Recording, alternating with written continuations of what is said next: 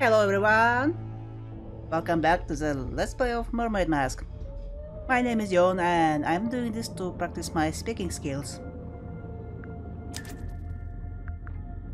Let's continue. Last time, we've got into the captain's quarters. And I got emotional about dear departed Captain Martuga because before all this, he was just a name. He was just a name in our case file. And last time, we kinda discovered his relationships and belongings. It's a model town. Yep. And I got emotional because he became a character who lived and then died. I am getting emotional now remembering all that. Ooh, We can't go outside right now. but we will. We have 4 more rooms left.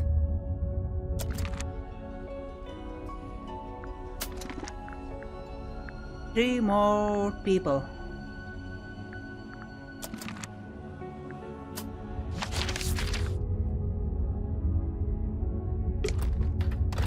Let's meet new people and then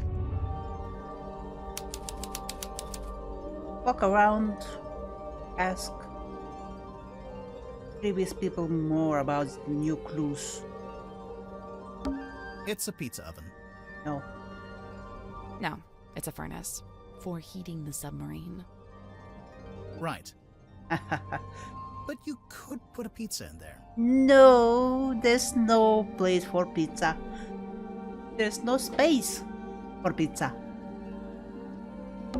A pinboard? I assume it belongs to that woman over there. Right. We'd better talk to her first. Nah. Weary travelers. Take a seat by the fire, shake out your boots. We're not weary travelers. Then why do you both look so haggard and trail-worn? Ouch. There goes my self-esteem for the rest of the day. We're detectives. I'm Grimoire, and this is Sally. We're here investigating the murder of Magnus Mortuga, your previous captain. My captain? Never. My captain is the moonlight as it shimmers across the lake. My captain is the wind as it whispers through the valley. Oh, brother! Who's this woman? No idea. I kind of like her though. My name is Moon. Mariana Moon. Aha. And what do you do? I do not do. I simply am. Amazing name, by the way. Tell me about yourself. So, what, you're just some random traveler? A traveler, yes, but random, never. I'm here because I chose to be. I've been searching for the Mortuga submarine for some time, you know. How come? How come? This thing is the motherlode The motherlode of what? of whispered half-truth, of murky rumor, of stories unspoken. Oh, like urban myths and stuff? Right. Urban myths and stuff. So you're a historian. Historian, storyteller, rambler, ambler, fireside gambler. How long have you been here? Well, let's see. I arrived a few hours before the captain was murdered. Oh, dang. Dang. Really? Quite the story, isn't it? But you're just on the submarine because you find it interesting. Would that be such a crime? No. Murder's a crime, though, pretty sure. Let's look at her.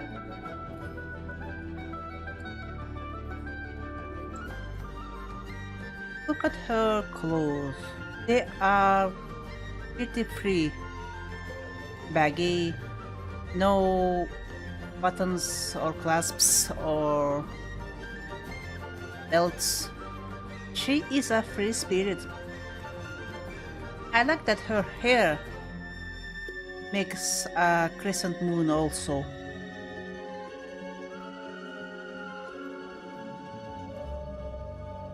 Her wrinkles make me think that she smiles a lot and emotes a lot.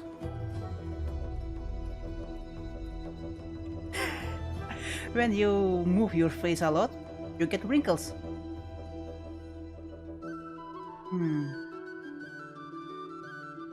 Very good character design, as per usual.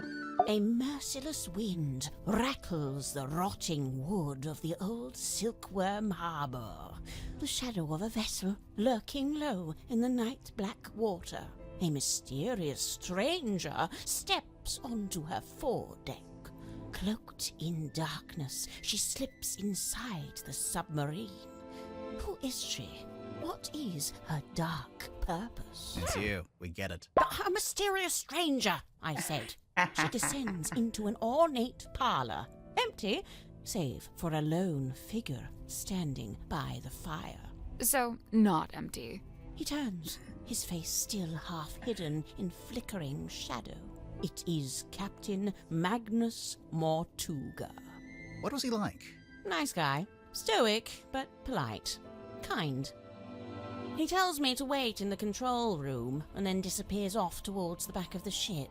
After a little while, he comes back. But now, he's a slightly different man. What do you mean? The light is gone from his eyes. He seems sad, angry. He avoids my gaze as he crosses the room to take hold of the wheel. He tells me to head down the ladder towards the mess hall. Doing so, I encounter two gentlemen named Mr. Worman and Mr. Grip. Neither of them look like sailors, so I know they can't be crew. I assume they must be guests like me.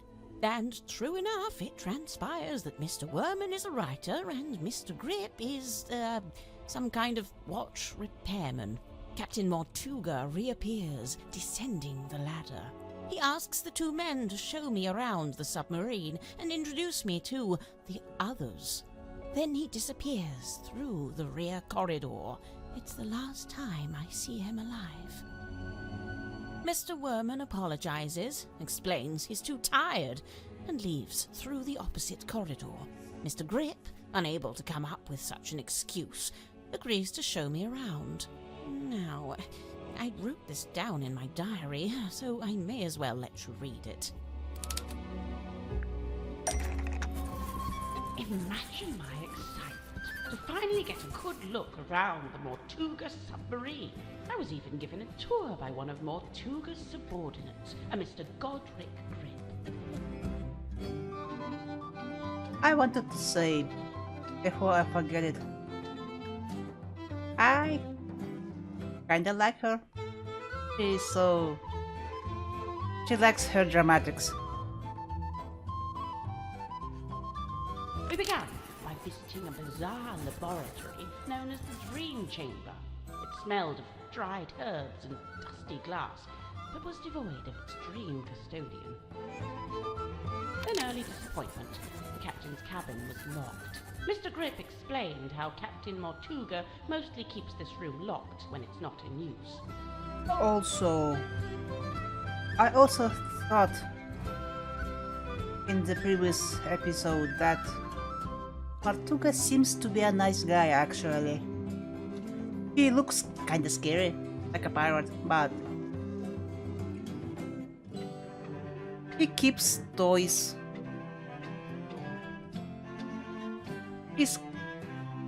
He was sleeping when Felicia left. It's kinda cute, you know? That's why one of the reasons why I got so emotional about his death.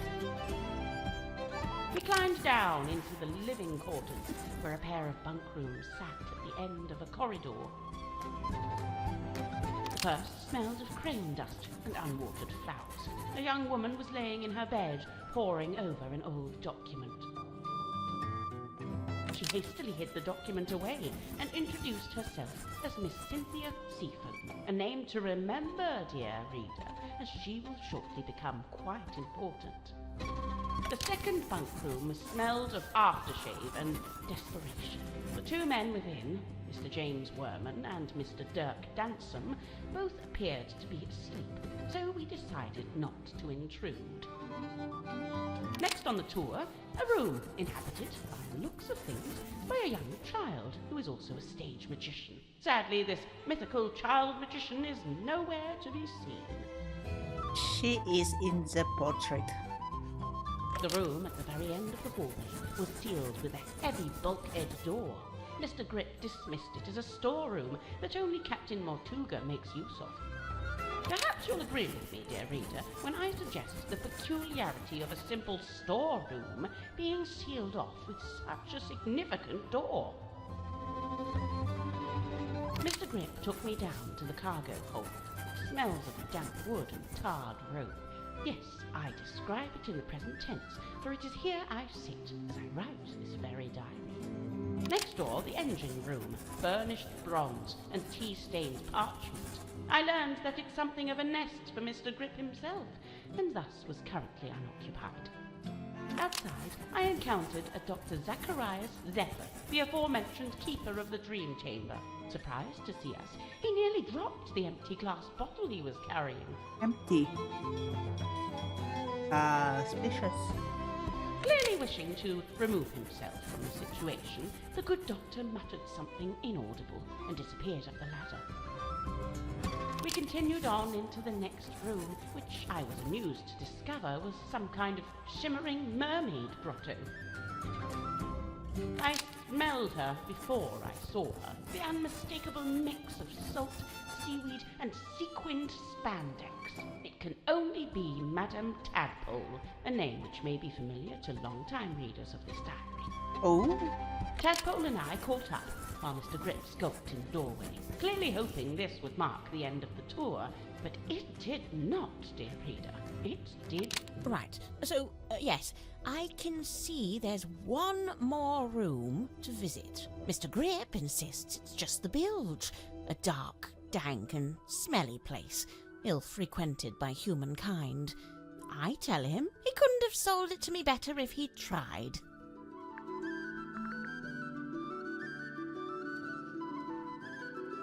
Night of the murder. We enter the bilge, but it's too dark to see anything. Mr. Grip, who is clearly tiring of my company by this point, opens the vent in the ceiling to let in a little light. Moments later, a voice is heard, echoing down from above. Whose voice? A young woman, and then an older woman. I can't remember exactly what was said, but I remember thinking it sounded a little like poetry. What happened next? The sound of a scream, and then a dull thud. Oh. Yeah, that sounds like a murder. But which murder? Anyway, by this point I've used up all my, my patience, so I decide to take my leave.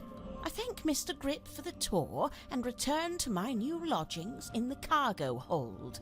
I have to put up my tent twice, as on the first attempt a sudden movement of the submarine undoes my progress.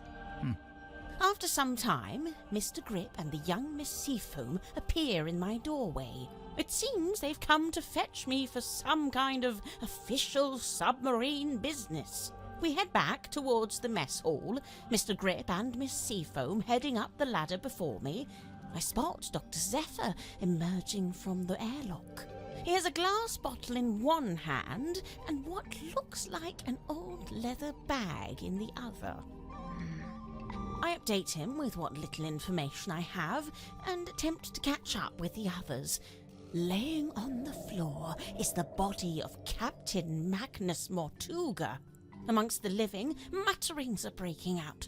Murder and mutiny, cauldrons and curses. But with Zephyr finally in attendance, Tadpole calls for order, demanding justice for her slain captain. But nobody really seems to know what to say. The next morning, it's announced that Miss Seafoam has taken over as captain. And, well, here we are. You know the drill. Oh boy, we have so many clues. I see Cynthia's proudly wielding the Seafoam S in her signature there. Why shouldn't she? Of course, she's well within her rights to do so, but I do think perhaps it, sends a certain message. What message would that be? I claim this submarine in the name of the Seafoam family. Something like that, don't you think? She's claiming the submarine. Pass it here, I'll show you something amusing. See this photograph on the inside cover? It's a picture of Worman, isn't it? If it is, it's a very flattering one. It's not Worman at all. It's his rather more handsome father, Mayor Damien Dusk. Get out. Really? No word of a lie. Yeah, he was much handsomer in the photo. I believe Mortuga used its light to alert others to the location of the submarine. On the rare occasions when he wished to do such a thing, of course. That's how it happened with us. Although I guess it was Cynthia, not Mortuga. You know, for some time now, I've heard stories of sailors seeing a green light in the ocean at night. Well, I guess you have your explanation. The problem is, several of the stories predate the Mortuga submarine. The mermaid tongue? Ah, now we're getting to it. The reason all of us are here, really. How so? The Silver Snake, the Mortuga submarine. Did you ever stop and wonder, why here? Why this particular part of the coast? It all stems from a single truth. There's something hiding in the water. Something big. Now, it wasn't my intent to cause you any lasting unease. Look, we three, we're merely tourists here, passers-by. Take my advice. Keep your distance from all this, so you can still walk away at the end. Okay. Mariana, can you tell us what these tablets are? It's rather more difficult when it's something synthetic like this. Some kind of vitamin supplement, I believe. All three of them? Yep. Yes, the three tablets seem largely to be the same thing. Do you recognize this, Mariana? Should I? Well, we just figured since there's a moon drawn on the label. So because my name is Moon, all moon-related things must belong to me? Yep. Even if it's not yours, do you have any idea what it is? It's a herbal compound of some kind. Valerian, skullcap, chamomile, and seawater. So, not poison. Maybe it's medicine. Would those herbs do anything in particular? I suppose it could be a sleep aid, like a mild sedative. Valerian root is used for sedation. I use it all the time. Interesting.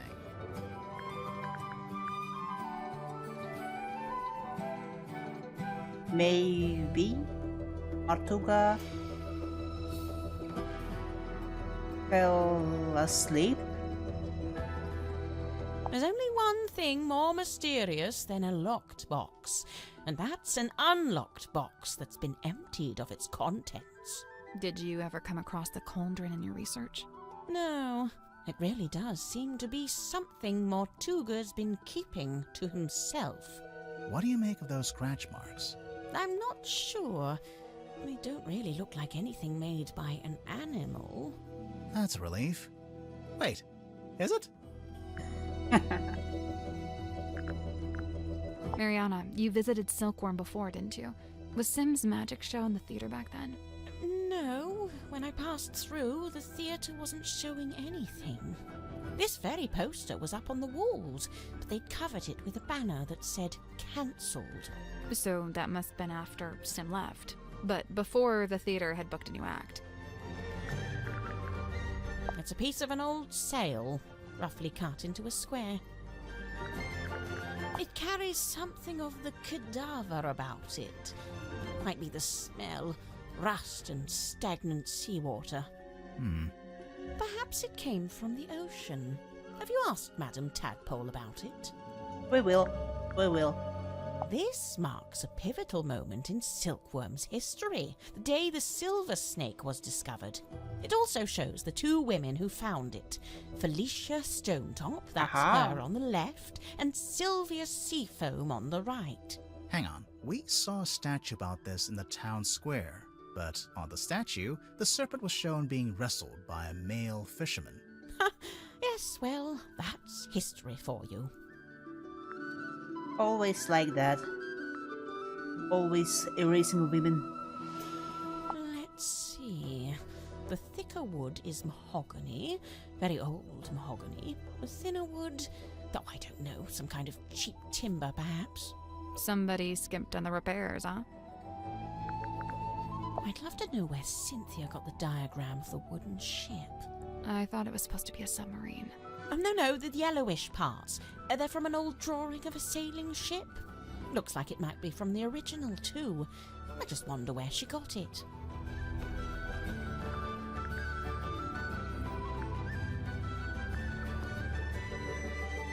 This whole thing is like... How do I say it? This whole thing is a mishmash of many other things. The ship's wheel has different materials.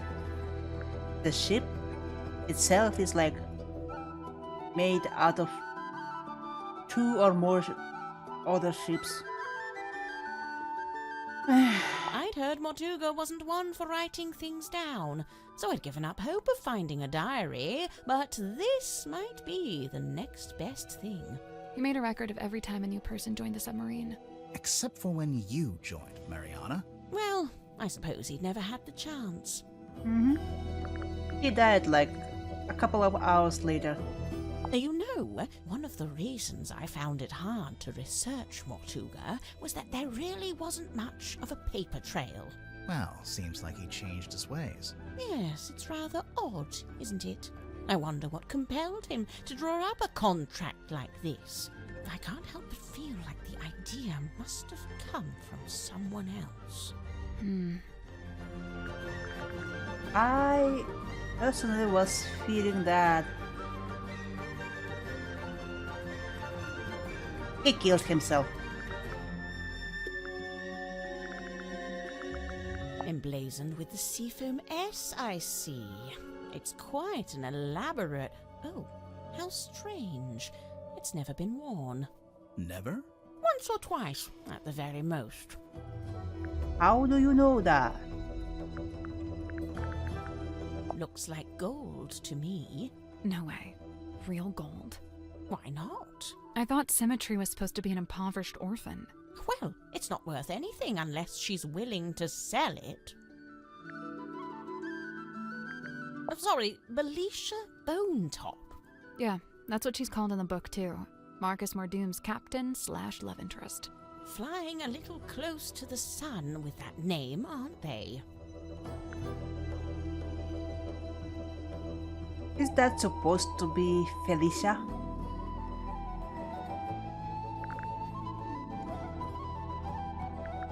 And Marcus Mordoom is like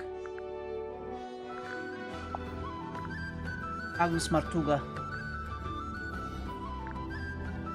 J.D. Verman, what are you hiding? A ZX5. Nice piece of kit. Polycarbonate shell, tactile interface, unusually good battery life. I mean, it's a cell phone. Whose is it? Dirk Danson. I suppose that makes the most sense. After all, Mortuga really didn't seem like the cell phone type. Where'd you get that? A dentist's waiting room? There's a poster on the back cover. It's for Dirk's movie. Oh, yes, look at that. They've given her the wrong type of necklace. The sword looks about right, though. What's that? Just thinking out loud. You are very suspicious, Lily.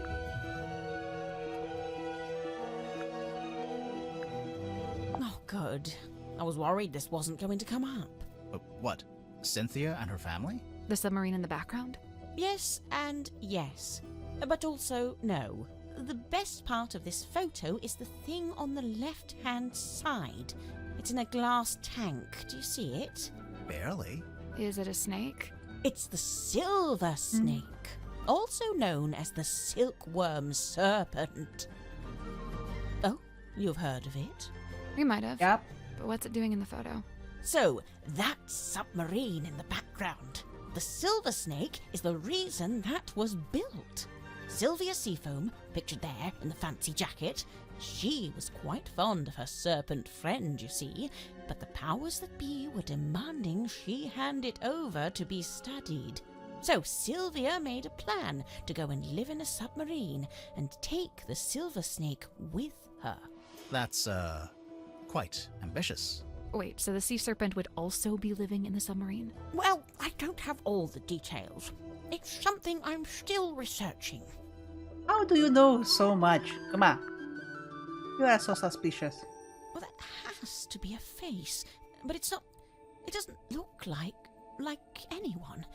When was this taken? Pretty recently, I think. I see. So she's probably still out there. Listen, don't worry about it, seriously. Where on earth did you find this? Cynthia had it. I don't know. You two have all the luck. I spent a year researching silkworm and never found anything this good. What's so good about it? It's penned by Solomon Stonetop himself. They say he built the Stonetop Inn with his own hands, and in doing so, he founded the town of Silkworm-on-Sea. Mariana, I was wondering if you could tell us who's worn this. How's she supposed to do that? You know, by the smell. Oh, gross. Very well. Let's see. I'm getting wind-battered mahogany, ice-cold sea spray, and mostly melted candle wax. Great, thanks. That pause though. Now, where did you find this? Zephyr had it. Get it now. Lillian's locket, silver snake, golden palm, mermaid... The mermaid's tongue. You've heard of it? Only the name, and only when people were telling me it doesn't exist. Maybe it doesn't. But there's a photo. It's a photo of a drawing. What's it supposed to do, anyway? The description in the book here is pretty vague. And they say it allows humans to commune directly with God while they're still alive. What? God? In here it says, said to facilitate communication with she who lies beyond the veil. She who lies beyond the veil, God, other dimensions, aliens, the afterlife. You know, it varies. But the sentiment is the same. Though it's a wretched thing, really. An echo of man's desperate, futile desire to wring answers from a silent universe. I can see why people would say it doesn't exist. But Zephyr's trying to get hold of it. Well, he may be. It depends. On what? The strength of his will. If I'm not mistaken, this little part at the front is actually a microphone. Uh-huh. I can't speak to what that is squirming around in the bottle there, but the liquid is salt water with a mix of herbs. I suppose Zephyr must have a pestle and mortar. I might ask to borrow it. Which herbs? Valerian skullcap and chamomile. Valerian skullcap and chamomile. Valerian skullcap and chamomile. Also, it's a hex. Zephyr, did you hex your captain? I thought the submarine didn't have a radio. I don't think it does. This is more like a child's walkie-talkie. Oh Yes, you're quite right. Probably has a short range, too. If it's a walkie-talkie, then what happened to the other one? Good question. Can I try using it? It has the smell and feel of something that's been in the ocean for quite some time. Only there's no evidence of it on the surface. No barnacles, no algae. Maybe it's a type Algae. of metal that resists that kind of stuff. Or maybe someone just cleaned it. You know, if and when I make a mysterious observation, I'm not necessarily looking for immediate logical explanations. Sorry. Sorry. Now, I'd have to assume this is the Stonetop family ship, the dearest Selina. How do you know it's that ship? Is there a photo of it? It's evident by the selection of little wooden people on board. The dearest Selina was captained by Felicia Stonetop, that's her there, and one Magnus Mortuga was her helmsman. What did they use it for? Oh, I don't know. Fishing? Tourism? General gallivanter? What about the woman tied to the front? Well, that's a representation of the ship's figurehead. Magnus Mask. This here, that's the Stonetop emblem. Oh yeah, we saw it on the sign outside the Stonetop Inn. Do you remember, Sally? No, but I was basically still asleep at that point. What are those letters above it? Initials SS. Stonetop? Ooh. C? Secret stone? Selina Stonetop, The owner of the painting? the painter herself. Oh. Any idea what this is? No, Really? You're not even gonna tell us what it smells like? Old moss and jealousy-ridden oak or something? it's not oak, it's cedar. Aha! She still didn't actually tell us anything. Yeah. I retract that aha from the record. Do you recognize any of the little wooden people? I believe this is supposed to be Silkworm's governor, a man named Faustus Fellow. Hello. Interesting. He was a wealthy landowner who bought the town in order to bring it under his control. He bought the whole town? Why? I couldn't Asshole. say.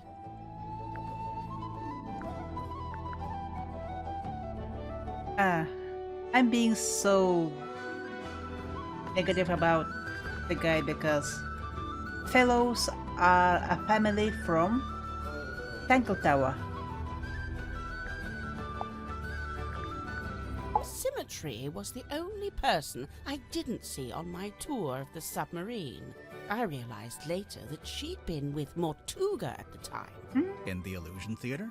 You know what's funny? Nobody else calls it that. They all just call it the storeroom. I'm led to believe Illusion Theatre is a name Miss Silkmoth came up with herself.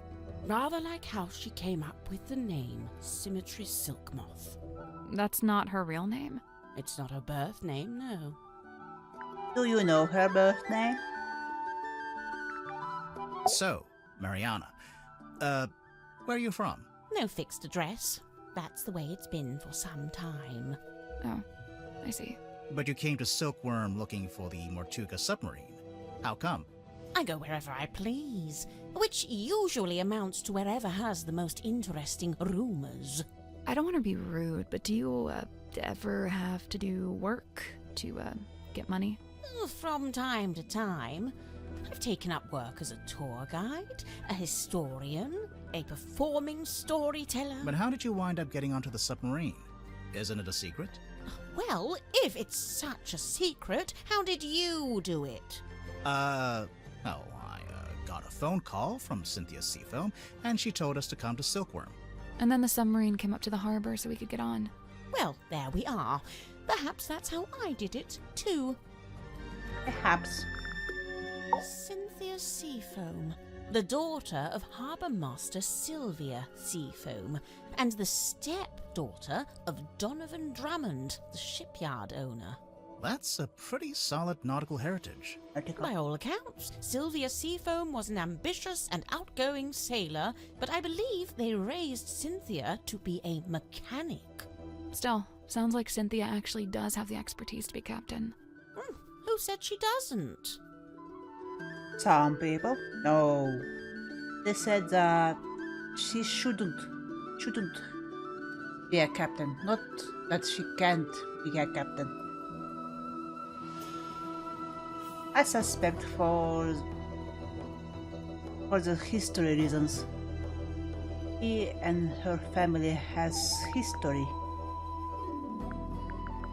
Broad shoulders, long arms, good for reaching across a wheel. He had a hard face, but soft eyes. I'd wager he was once a very handsome man. Do you know anything about his life before the submarine? Like if he had a family? He is still very handsome.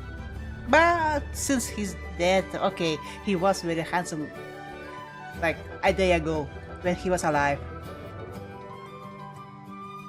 I'd never heard mention of his parentage, no. But he lived in Silkworm. Do you know where exactly? The only record I found lists him as living at the Stonetop Inn and working on board the Stonetop family sailing ship. As the captain? As a deckhand, and eventually as the helmsman. So how'd he end up as the captain of a submarine? All I could dig up was a rumour that he bought the submarine from the shipyard. He bought it? Or maybe he commissioned to have it built. Accounts vary on that. Either way, how could Mortuga afford to buy a submarine? My guess is that he didn't pay with money, but made some other kind of trade. Worman, I know he once worked as a newspaper journalist. Oh, that's before he changed his name, of course. Have you read his book, Hex of the Helmsman? I leafed through it. I must say he's got some good research skills. I'd love to know what his sources were. What do you mean? The book is very clearly a loose retelling of the real-life story of one Magnus Mortuga. I came to the same conclusion. Also, this bastard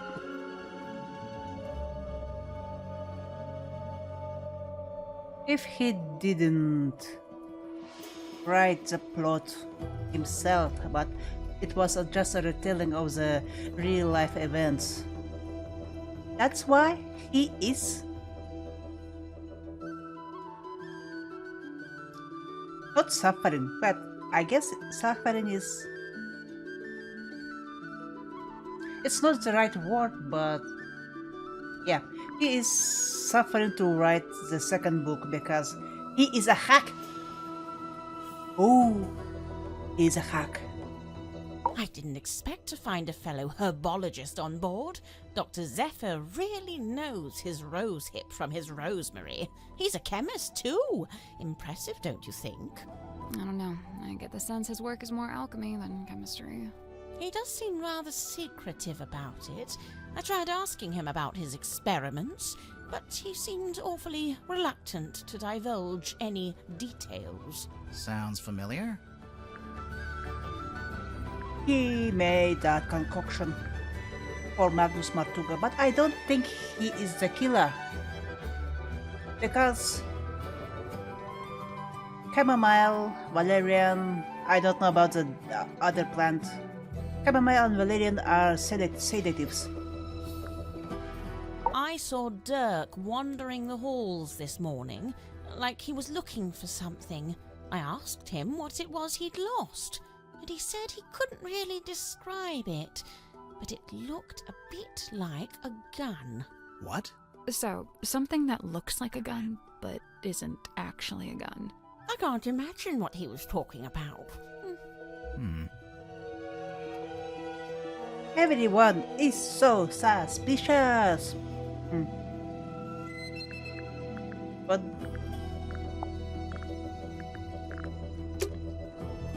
But that's a mystery game for ya. What's in these old wooden crates? I don't know. I can't get them open. What did I tell you? Always bring the crowbar. Do crimes. Open other people's property. It's a pinboard. Drop the pieces of paper into the correct positions. When did you put us here?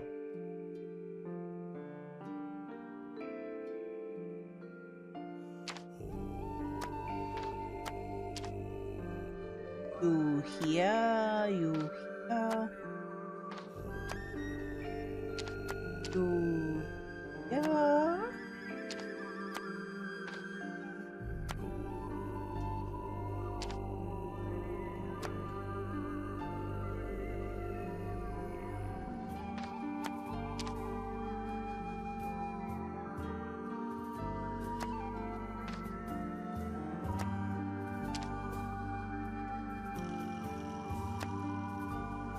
And where do we come in?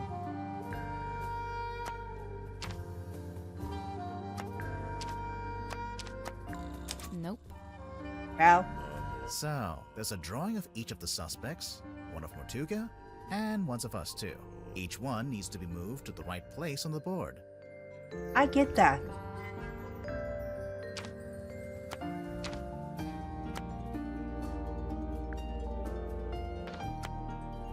That's not it. Looks like the board's been divided into segments. The shape looks familiar. Is it some kind of diagram? Of course. Remember Mariana's diary? I know, but where do we go?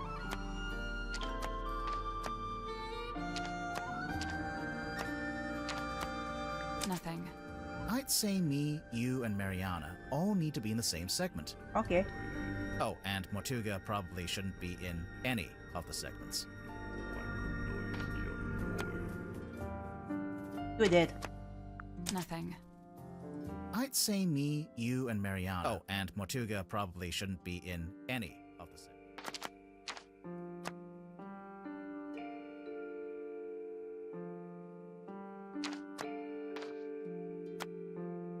Nothing. I'd say me. Oh, and Mortuga probably shouldn't be.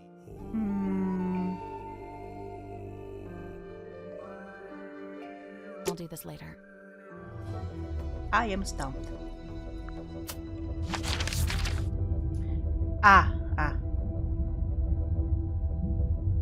Here.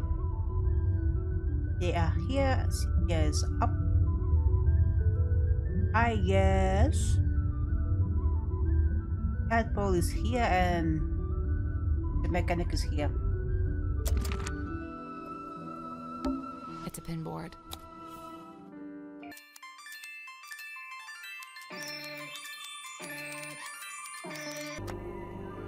Nope. God. So, there's a drawing of each of the Each one needs to be moved. Remember Mariana's diary? Okay, let's see where these guys are. I'll do this later. This is actually a pretty good place to hang laundry. Assuming you want your clothes to smell like the cargo hold of a submarine. I don't think you can escape that smell. I assumed it was tea, but actually it smells like coffee. It's unfiltered too, and there's no milk. Yak. Hardcore. It's a little mirror. It could do with a polish. You could do with a polish. It's a tent. It's a piece of fabric draped over a rope. Yeah, a tent. Hold on there, bucko. That's private, all right? But we have to snoop. I enjoyed that she called you Bucko.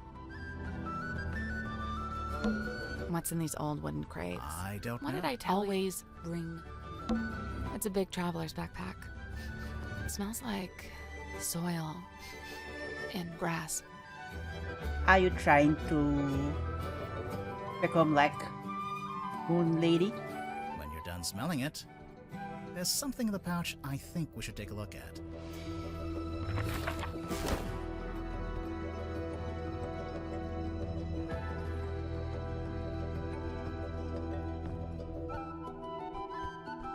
A square of parchment found in the cargo hold. It's been folded up and tied with string.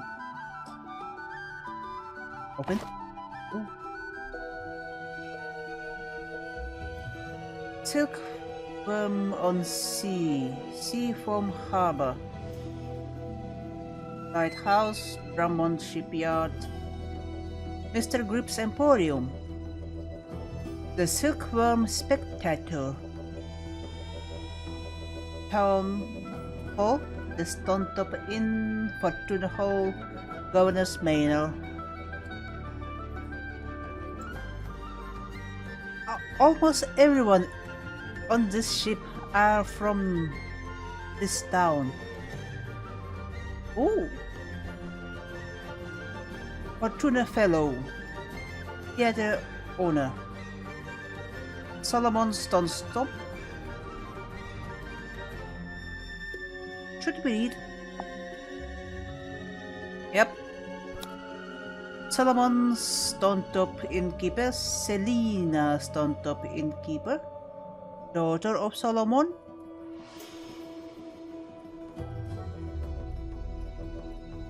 Faustus Fellow, such a name like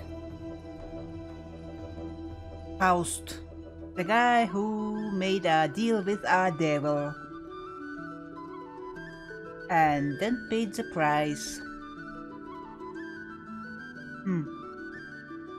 I'm sure it's nothing. Ha! Selina married, at least had sex with Faustus Fellow, and gave birth to Felicia Stonetop.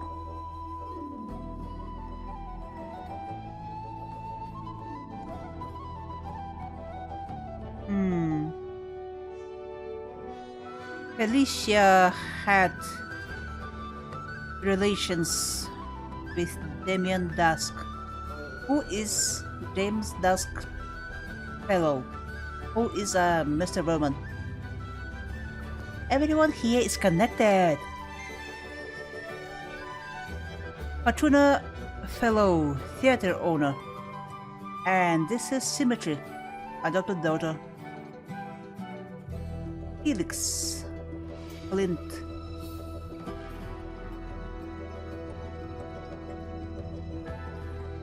Magnus Martuga, sailor innkeeper. Magnus! I am still devastated he's dead. I am so invested in this family drama. It's a huge family drama.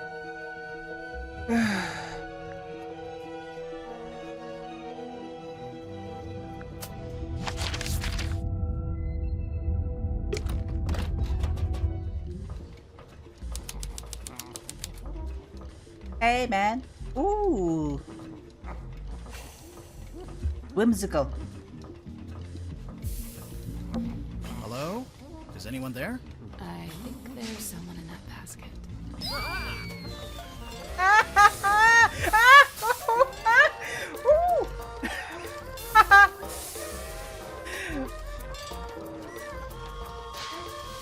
So bouncy. What on earth are you doing? Ah, customers! Come in, and welcome to Mr. Grip's Emporium. Wait, what? I guess he's Mr. Grip. What's that? You'd like a succinct yet exhaustive rundown of our operational philosophy? I don't think I said that. Here at Mr. Grip's, we plot the unplottable, chart the unchartable, and measure the unmeasurable. No sea too vast, no night too dark, no fog too thick. With the right contraption in your pocket, even the great unknown may be quantified and calculated. So fret not, noble navigator, as we stock all the essentials.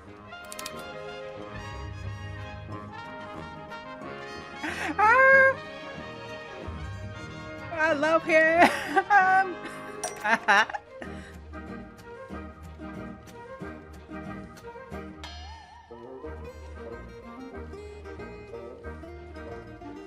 Anyway, we don't have any money. Man, we don't have any money. You can't extort money when we don't have any money. Bastard.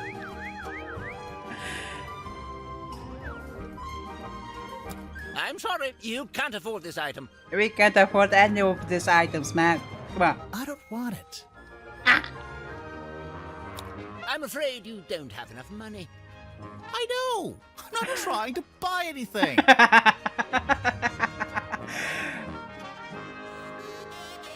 Apologies, you can't afford that one. Ugh. Mr. Grip, we're not customers. We're detectives. We need to talk to you. Oh.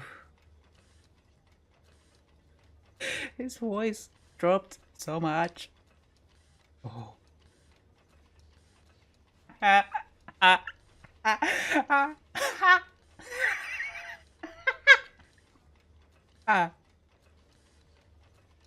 Why didn't you say so?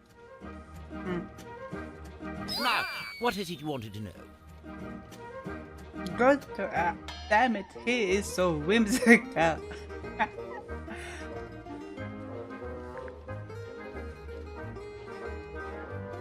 Tell us about yourself.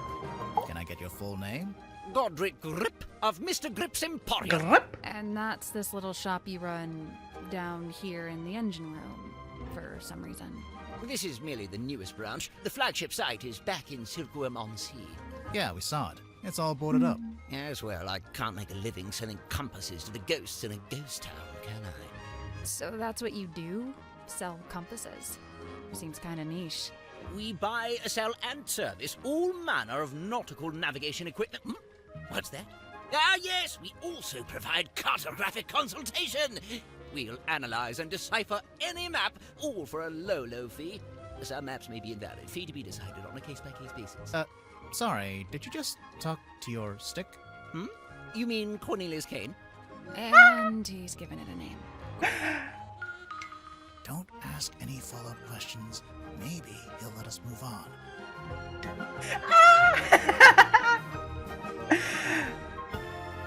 God damn it.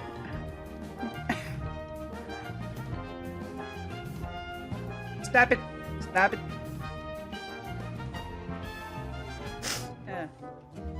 My model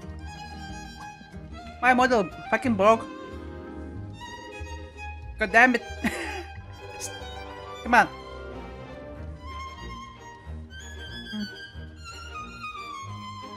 Are you good? I will stop. I promise, please. Okay. I think my mother came back to life. Oh, I love him. Look at him. He's so awkward. He looks like he's losing his fucking mind.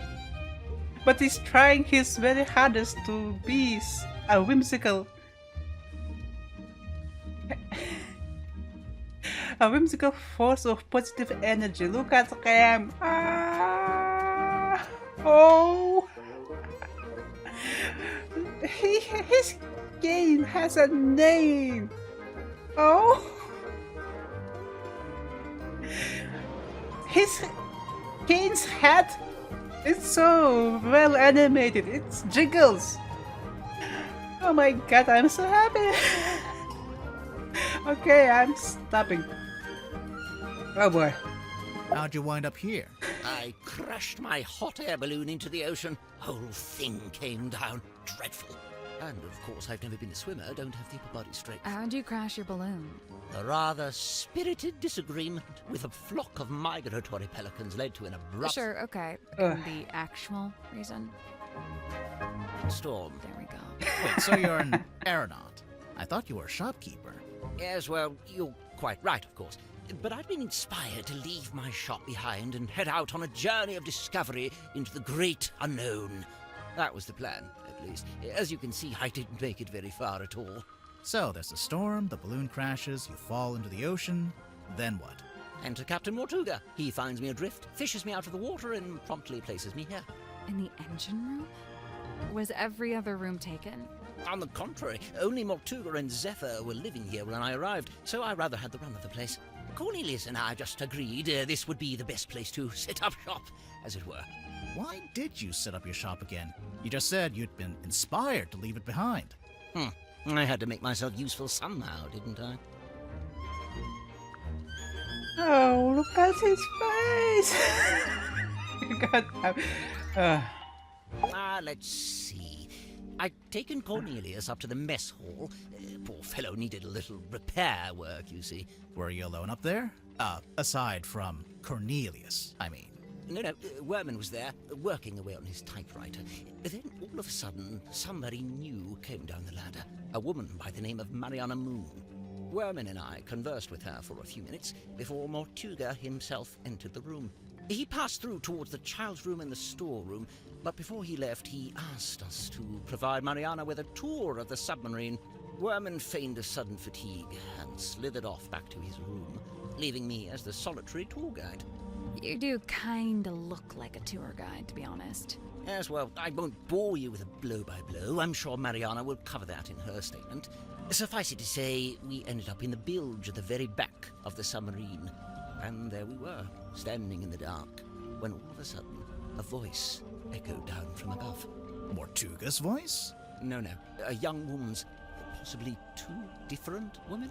The voices were followed by the sound of a blade, and finally a dull thud, like something hitting the ground. Sounds like a murder to me. What did Mariana make of all this? Well, apparently satisfied by our impromptu eavesdropping session, she made her farewells and left. You didn't go with her? No, I stayed a little longer. Did you hear any other weird noises? I did. First, the sound of the storeroom door wrenching open and then closing again. Secondly, some kind of short, heavy scrape, mechanical. And finally, a dull thud, like something hitting the ground. Sorry, again? How many murders were there? I didn't really know what to do with myself after that, but an unexpected lurch of the submarine caused me to very nearly topple over into the bilge water. So I decided to take my leave and return to the safety of my engine room. You didn't want to go upstairs and see what was going on? I certainly thought about it.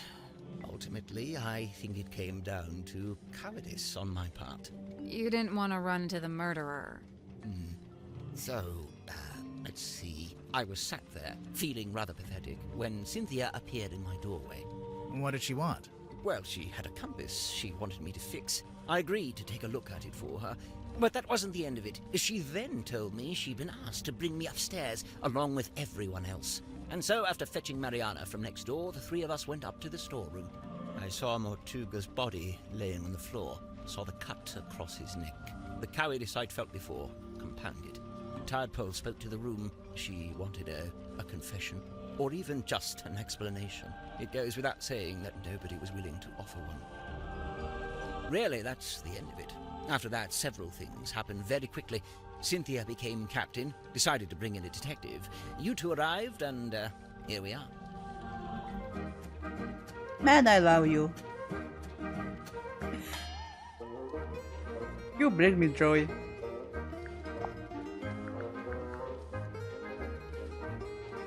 Anyway, you know the drill.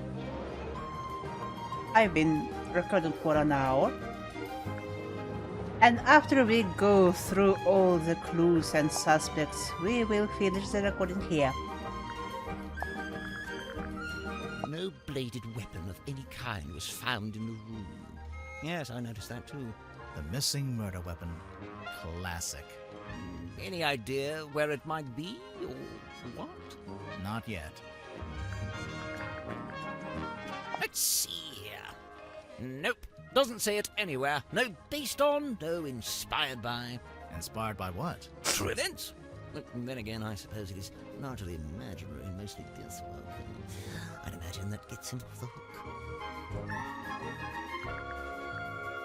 Wonderful, isn't it?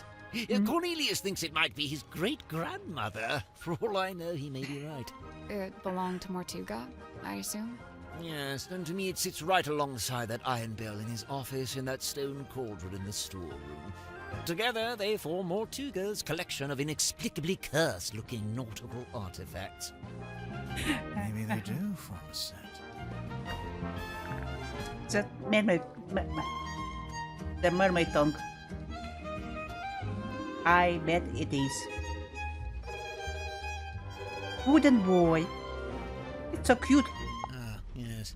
Can't really miss it, can you? It's creeping me out, but I really want to know what it is. A I mermaid. would lose sleep over it if I were you.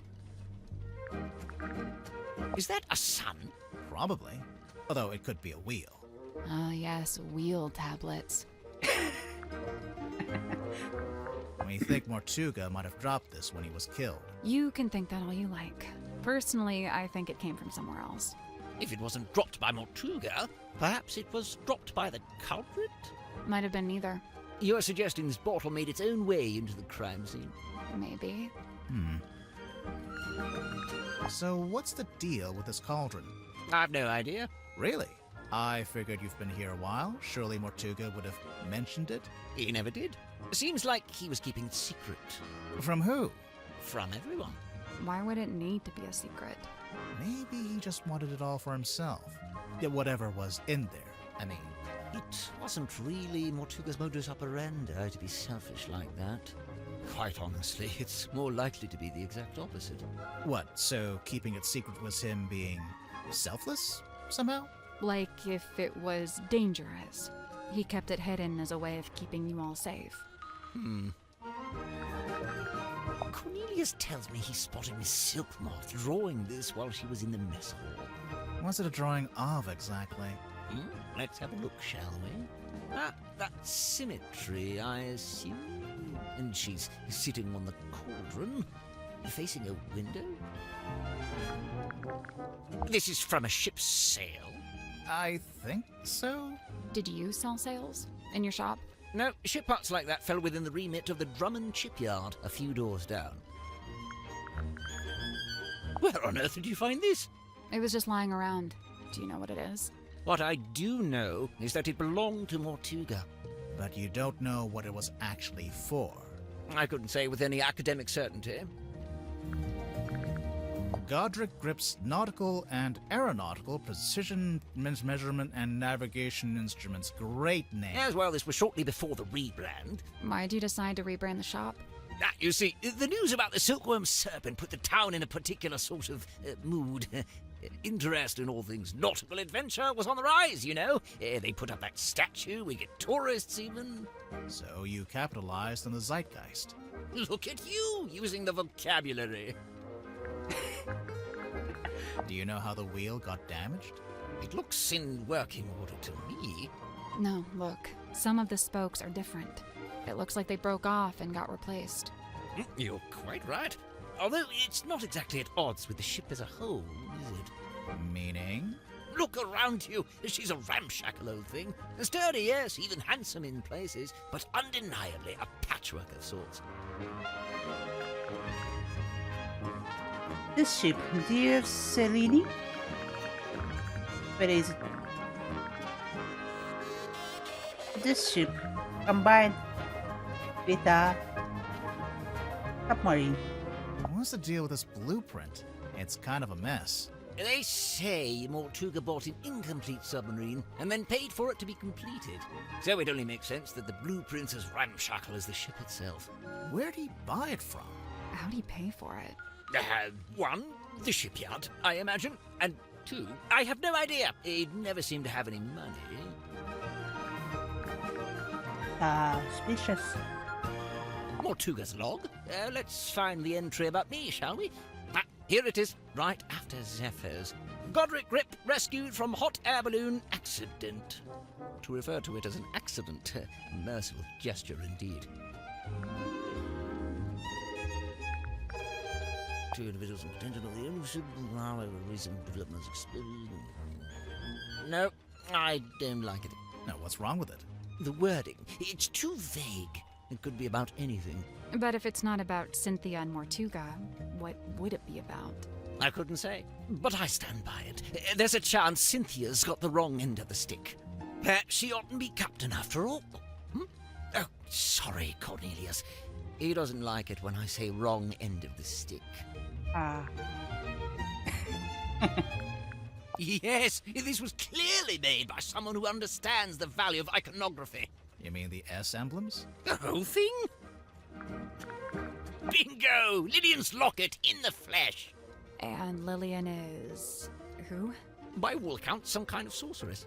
How come you know about this? Well, it's a brass trinket, and thus it's often placed within the jurisdiction of my expertise. Brass, you said? Hidden.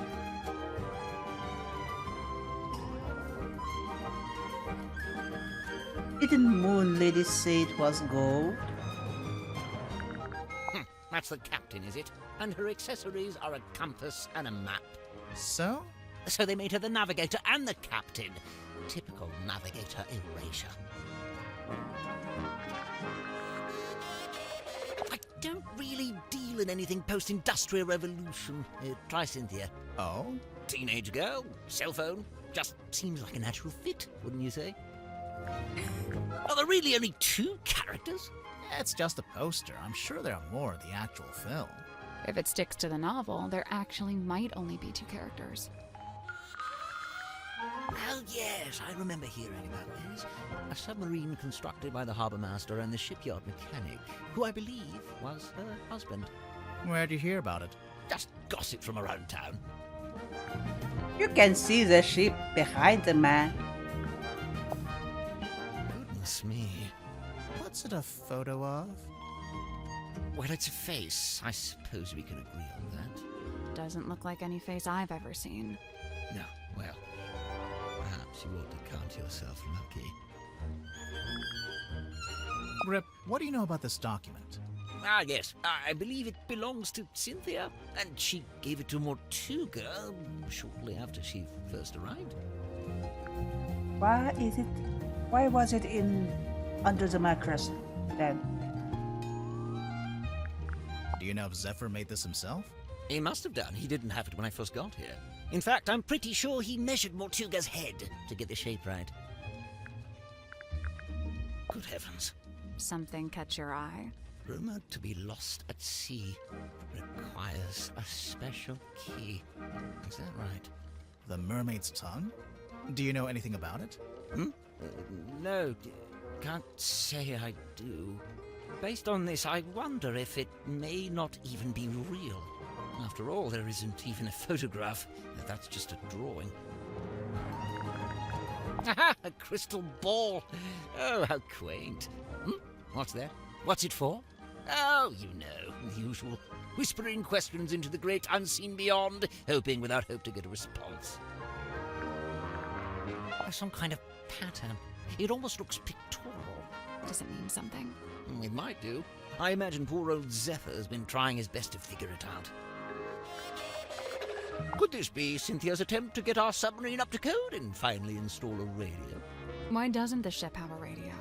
1, Mortuga didn't like to use technology if he could avoid it. And 2, he didn't like to communicate with the outside world if he could avoid it. I'm not sure I agree with that second one. There's no way all these people showed up on the submarine if Mortuga wasn't contacting the outside world. You know, there may be something to that. Care to elaborate? I'm guessing you never dealt with anything like this in your shop. No, it's too big for one, and it's not exactly navigation related. What's wrong? I don't suppose you know what this is? This little part sticking out the back? No, I barely noticed it, to be honest. I did. Oh yes, Mortuga's little model ship. He always kept it on his desk. Although I'd wager it's more than just a paperweight. Is it based on a real ship? It's likely. Mortuga did have a ship, or rather he worked on board one. I very much doubt he was the owner. Do you know what this is? Oh, I'm not sure. Maybe something left over from when it was painted? Testing. Undeniably forlorn, isn't it? What do you think, haunted? It's probably haunted, right? If it was haunted, then it was only because Mortuga himself was its ghost. He seemed drawn to it, entranced, always held within its orbit, unable to drift away.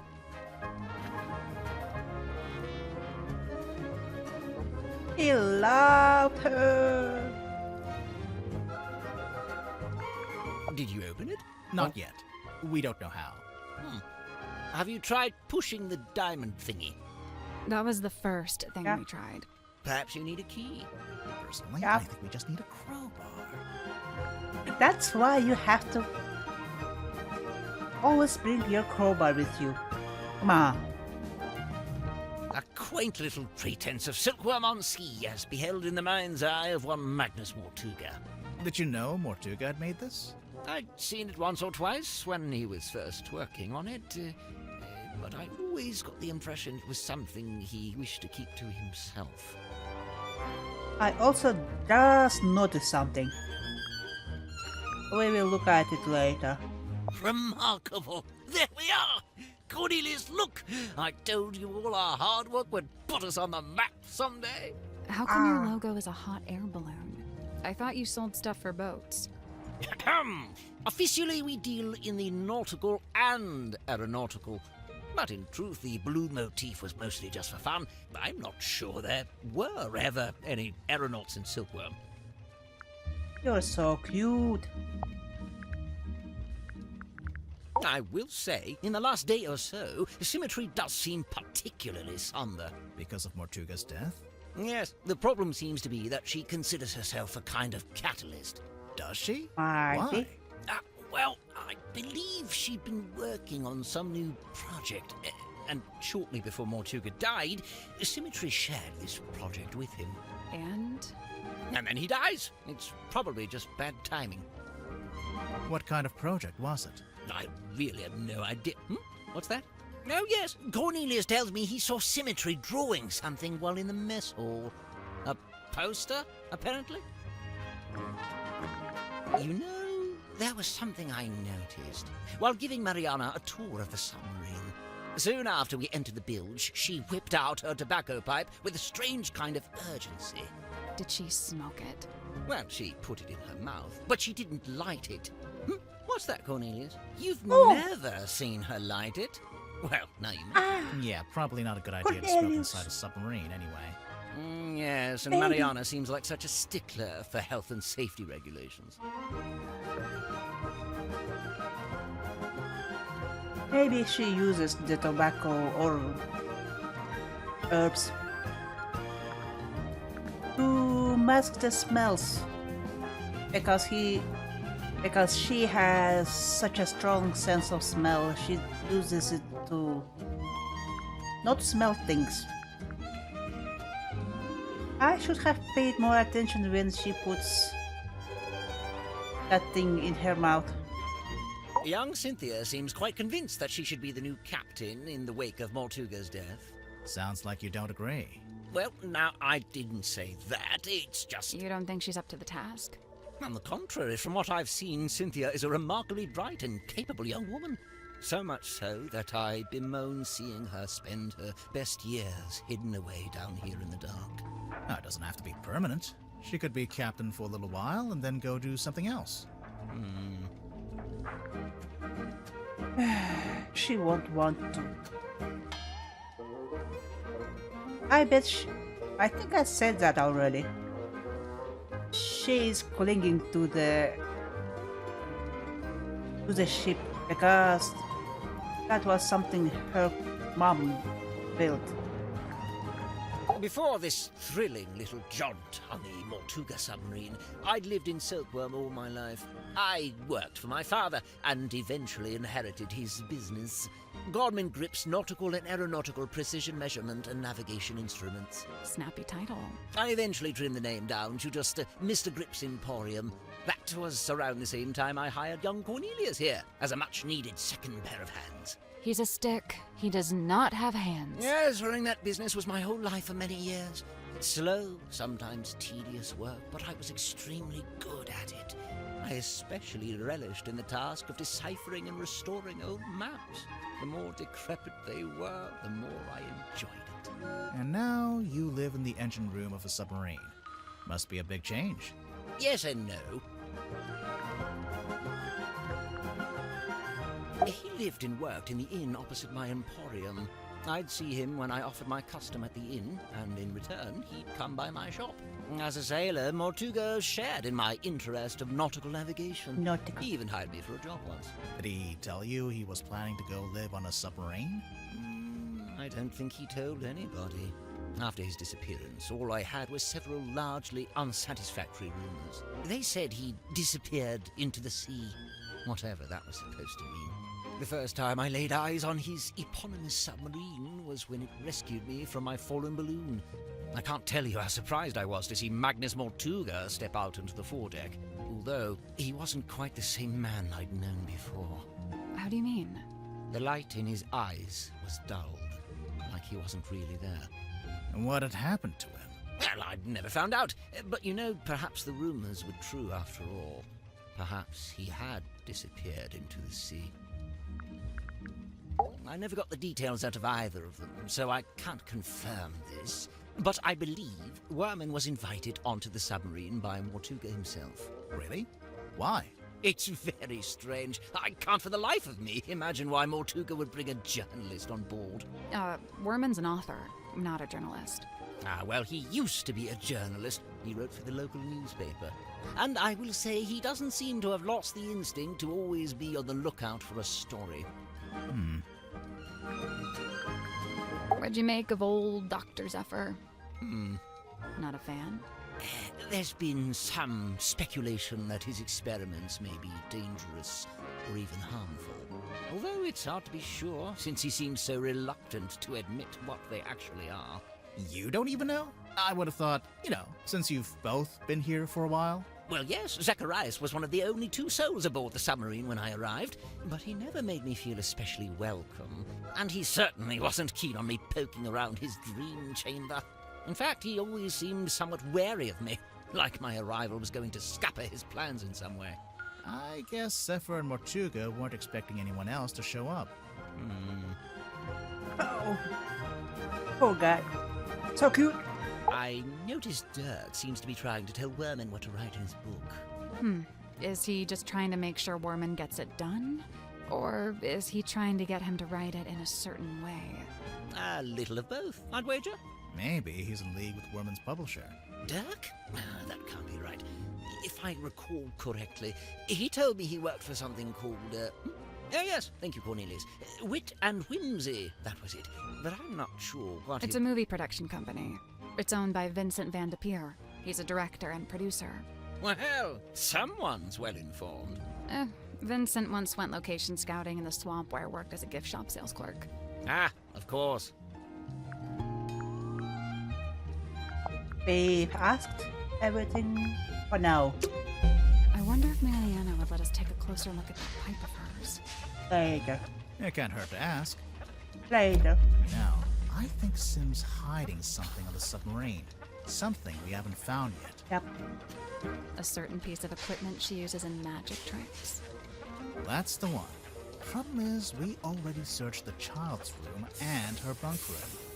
Well, there's only one other place it would be. Later. We will look at these things next time. I love him so much. Wow. Anyway, in this positive note, thank you for watching. I'll see you next time. Please maybe give a like and comment and maybe subscribe. See you next time.